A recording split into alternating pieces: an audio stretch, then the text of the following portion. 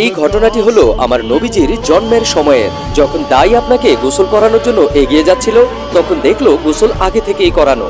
চোখে সুরমা দিতে গিয়ে দেখে আগে থেকেই সুরমা লাগানো। সুগন্ধি মাখতে গিয়ে বুঝলো নবীজির ঘর আগে থেকেই সুগন্ধে ভরে গিয়েছিল।